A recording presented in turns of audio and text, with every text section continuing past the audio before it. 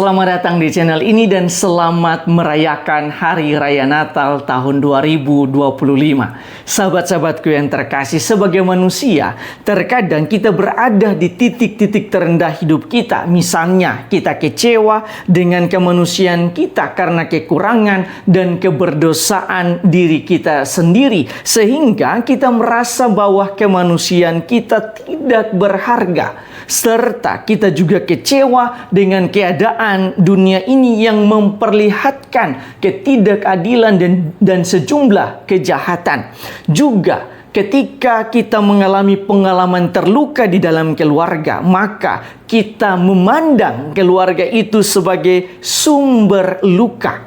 Di dalam sejumlah konseling yang saya layani, sebagian besar anak mengatakan bahwa mereka terluka di dalam keluarga. Mereka bahkan mengatakan bahwa rumah tidak lagi menjadi tempat ternyaman karena mereka tidak menemukan kedamaian dan cinta di dalam keluarga mereka. Uniknya, ketika kita kecewa dengan kemanusiaan, kita kecewa dengan dunia yang kita tinggal, kita kecewa dengan keluarga kita, maka di hari raya Natal ini Tuhan menunjukkan bahwa betapa berharganya kemanusiaan kita, betapa berharganya dunia, dan betapa berharganya keluarga kita masing-masing. Di dalam bacaan Injil, kita mendengarkan pernyataan atau penjelasan yang sangat indah dari Santo Yohanes yang mengatakan bahwa firman telah menjadi manusia. Santo Yohanes mencatat, pada mulanya adalah firman. Firman itu bersama-sama dengan Allah dan firman itu adalah Allah. Dalam Dia ada hidup dan hidup itu adalah cahaya manusia. Cahaya yang sesungguhnya yang menerangi setiap orang sedang datang ke dalam dunia. Tulisan Santo Yohanes ini hendak menjelaskan bahwa Allah sungguh menjadi manusia. Ia masuk ke dalam dunia dan bahkan Ia memilih masuk ke dalam keluarga. Dalam terang bacaan yang kedua kita mendengar bahwa semua ini adalah cara di mana Allah berbicara dengan manusia lewat perantaraan anaknya. Santo Paulus mencatat, saudara-saudara, pada zaman dulu Allah berulang kali dan dalam berbagai cara berbicara kepada nenek moyang kita dengan perantaraan para nabi. Tetapi pada zaman akhir ini Allah telah berbicara kepada kita dengan perantaraan anaknya. Dengan fakta ini, maka dalam terang bacaan pertama Nabi Yesaya mengajak kita untuk berbahagia karena keselamatan itu telah ada untuk kita. Ia menulis, Tuhan telah menunjukkan tangannya yang kudus di depan mata semua bangsa. Maka segala ujung bumi melihat keselamatan yang datang dari Allah kita.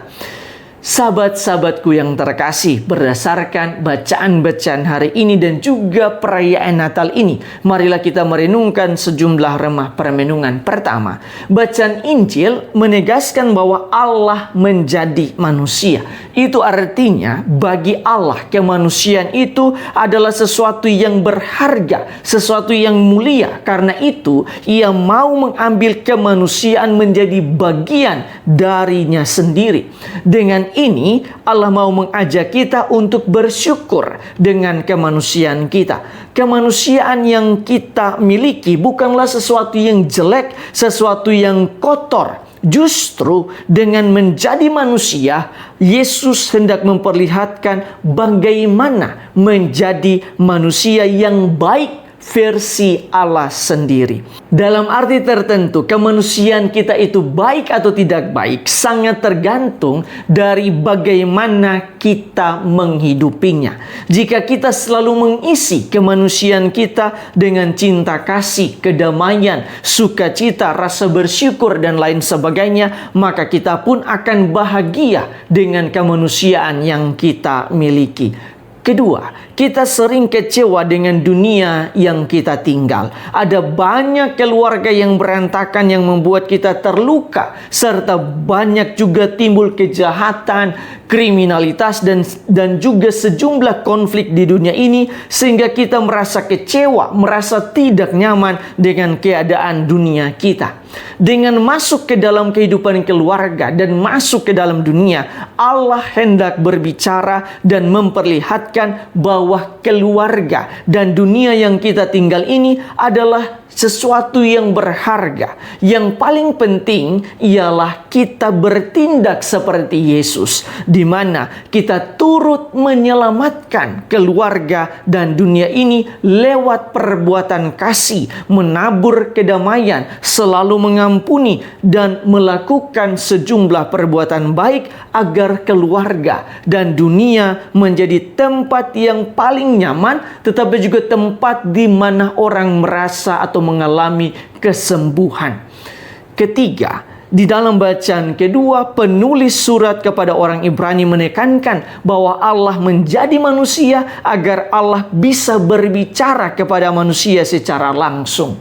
Dalam arti tertentu, penulis surat Ibrani hendak menegaskan bahwa betapa pentingnya komunikasi manusia dengan Allah. Kita perlu ingat bahwa Allah telah menjadi manusia. Karena itu, jadikanlah Allah sebagai sahabat seperjalanan kita, yang mana di dalam setiap sukacita maupun duka cita, kita selalu mengkomunikasikan semuanya, semua yang kita alami kepada Tuhan. Tuhan mungkin tidak langsung menanggapi komunikasi kita itu, karena Tuhan tahu cara dan waktu yang paling tepat untuk menanggapi komunikasi yang telah kita lakukan dengannya. Yang Tuhan butuhkan dari kita ialah kesabaran dan kesetiaan dari kita.